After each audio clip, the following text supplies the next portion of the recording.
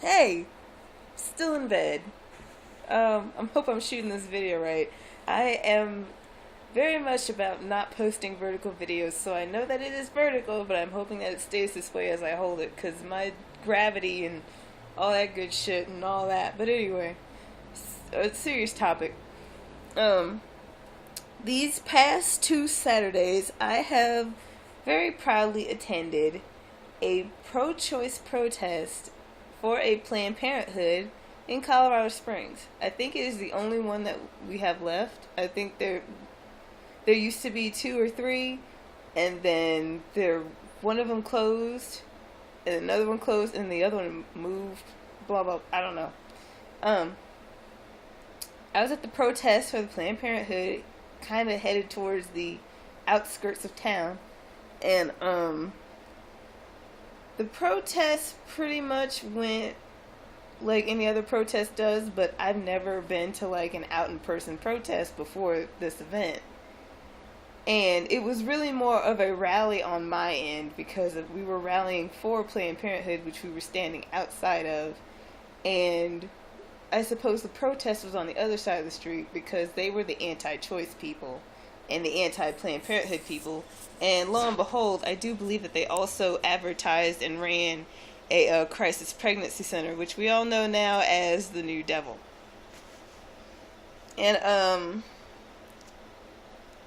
even though both the protests were small, I can really understand how people can get out there now, because it's a very exhilarating feeling when people see you out doing something that you stand for.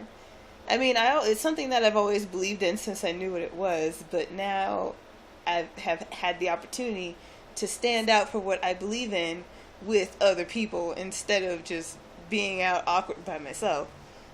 Every now and then, I like to sit outside with a feminist sign, and I'm not panhandling or asking for money. I'm just holding a little cardboard sign that says feminist on it, so people can know what a feminist looks like. And I have gotten a share of dirty looks, but since I'm not like yelling or I'm in a group of people, I'm just actually sitting there playing music, I get dirty looks, but no one really says anything to me. Of course, some people are going to say something, but all the people that have said something to me have been positive.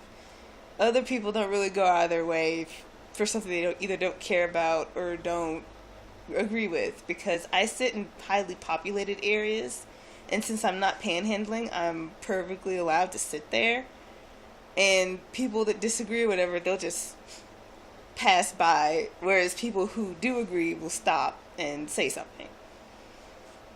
And then, of course, eventually go on about their day, but it's always nice to see another like-minded person. That's the reasoning behind it. And, I fell. I don't know if you can see it. I don't know if I'm doing it right, but I fell, and I caught myself with my hand. I slipped on loose gravel, apparently, because my foot slipped from under me, of course, and then the foot I put down to catch myself slipped from under me, and I fell, and it wasn't funny, actually. I mean, if they had laughed, it would have been okay, but nobody laughed, so I was like, oh. But I have now suffered for my cause of pro-choiceness. I have fallen, and I have gotten up, and I continue to be pro-choice. But, I guess some of this should be about how I used to be anti-choice. Yes, the brown person with the mohawk used to be anti-choice. At first, I looked at sex as a moral thing. Like, just a matter of if you don't want to have babies, then don't have sex, or have sex with people of the same gender or sex, and you won't have babies. And then I learned that things like rape and incest exist, and rape-cest, whatever the combination would be, because some incest is consensual. And yeah. Well, I guess I wasn't anti-choice. I was anti-choice, because I also didn't think contraceptives were right. But then I learned about just inconsensual means. And then I started to build some more logic on the issue. Like, we have this modern technology to do all kinds of things to take care of ourselves and make sure that bad things don't happen to us. That includes contraceptives.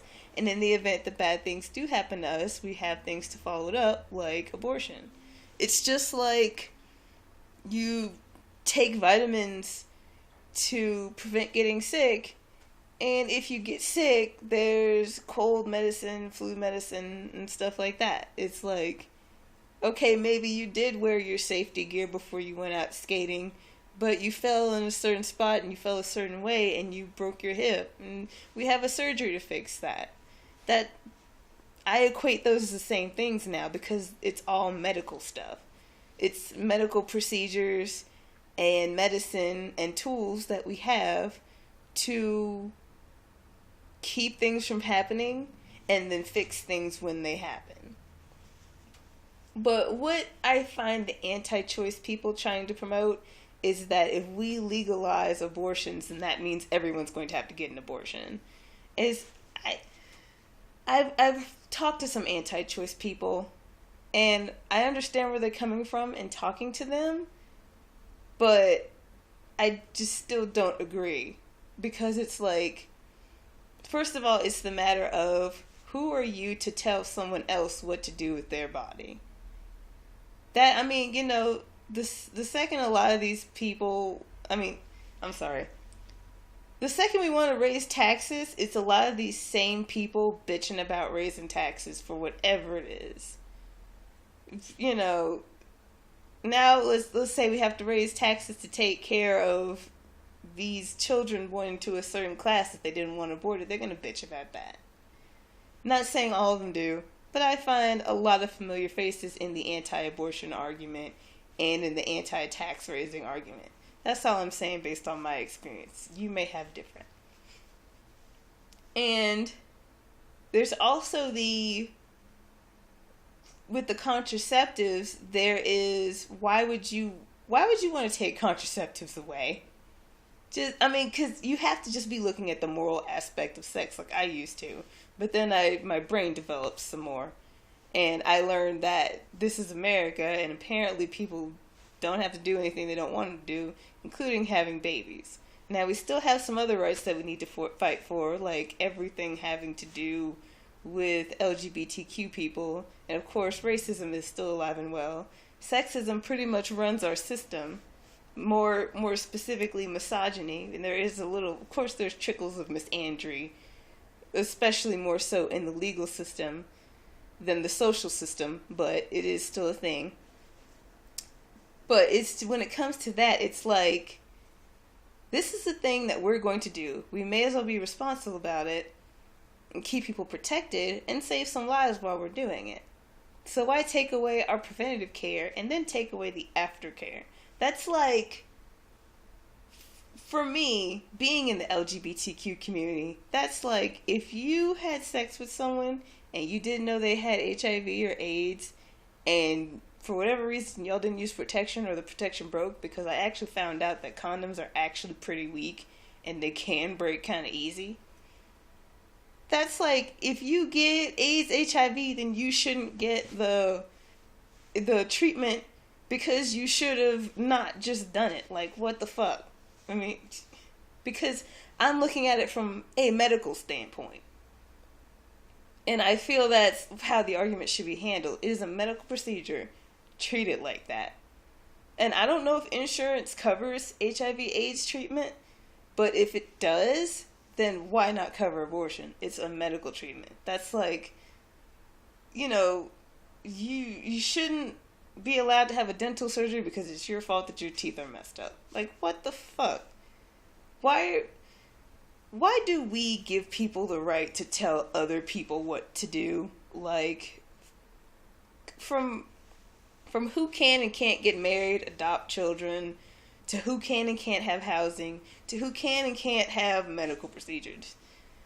And I have heard of some scandal behind the AIDS HIV thing. Like, there was a very outspoken group of people that believed that treatments should not be covered by public medical services, or any medical services at that matter, because it came from gay sex. And we all know that that isn't true. If you can get, when the, it was like we had that going for a while. But then, when it came out that there are all these other ways to get it, including a very irresponsible blood transfusion that is totally the fault of the hospital or doctor, facilitator, what have you, that voice kind of quieted down. Now, it is still there because some people just can't get over their hate. But now we have all this logic behind the AIDS HIV thing. Why can't we have that same logic with abortion? And other forms of reproductive health care for both the male, the female, and we got to go into the intersex people. Whatever their have you conditions, and trans people. I wanted to say something else like right after that, and then I forgot what it was. But I can just keep going down this line of thinking, and then just see if I can circle it back around. Oh, I remember what I was gonna say. For me, I know a few people that have had abortions. From my biological family, I don't know about my adopted family, and just the recent outbreak of people making their stories public, which is something that we need to do. The only way to humanize the argument is to have people that have had abortions speak. And don't let it just be women. I'm sure there are some trans men out there that have had abortions. And of course there are other genderqueers out there like me that have had abortions. Everyone needs to speak up on this issue. I am going to speak as a genderqueer female, and I am speaking for myself. I do not have sex with penis. I don't have sex at all, but given the opportunity, I would just so not have sex with the penis, because the person usually connected to the penis is someone that I do not like. So again, I'm only speaking for myself. The only way that I would conceive is through rape. That is the only way, because I am not going to consensually have sex with penis. Now, with all the other things that come with being raped, the way society demonizes rape victims, the way society makes rape victims into jokes, and with the legal system that lets 90-something% of rapists walk free, I have to deal with that, and I would have to deal with being forced to have my rapist child if all forms of abortion are banned. Now, the argument that the main thing that is being argued is the casual abortion, which there's no such thing as a casual abortion. That's just when you had consensual sex, found out you were pregnant, and didn't want to be pregnant anymore. To ban, a lot of people are getting more up in arms about it, and they even want to ban abortion in the case of rape and incest, and in case of the pregnancy threatening the host's life. I say host, not woman, because trans men get pregnant too. And people that don't identify as women in general, like myself, can also get pregnant. I think we should have all abortion. This is America. If you don't want to have a fucking baby, that's fine. If you don't want to have an abortion, have that baby. This should be the land of the free and the home of the brave, like we advertise it to be. But to force me to have my rapist baby, along with all that other shit that I mentioned earlier, I could not deal with that. I've already resolved, again, still only speaking for myself, not saying that everyone is going to do this. I have already resolved that if I am raped and I conceive, I will commit suicide. I know that seems really brash, but I'm sick of being treated like just this thing. I'm not a thing, I'm a person. I am one of my fellow animals. I am more or less a product of my environment. I don't really know where I fall in that because I don't know quite what my environment is. But what I have gathered from the way I've seen things work, and I've looked at the numbers, I could not deal with this life. I couldn't deal with being the butt of everyone's jokes. I couldn't deal with being harassed. I couldn't deal with the injustice. And I couldn't deal with having a baby. I couldn't deal with that. So, as far as I'm concerned, the anti-choice people, for what they fought so hard for, this little genderqueer right here would not only kill themselves, but also kill that baby, which is actually.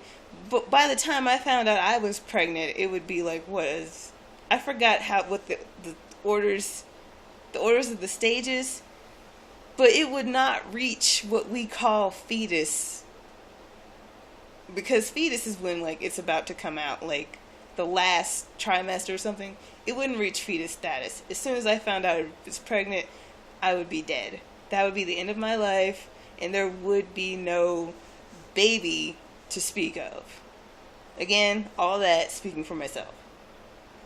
There are plenty of people out there that do have their rapist baby because they believe in whatever else they believe in. And they can have that.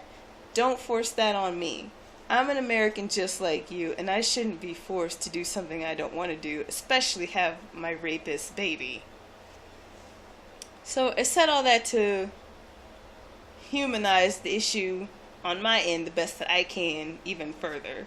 And I would highly suggest that if you have something to say about this issue, you do the same. The oppression has to stop. It's always the underdog of society facing the oppression. And I don't know why it's always the people that are female, that are labeled as women, that are labeled as submissive, or whatever. But I'm not taking it.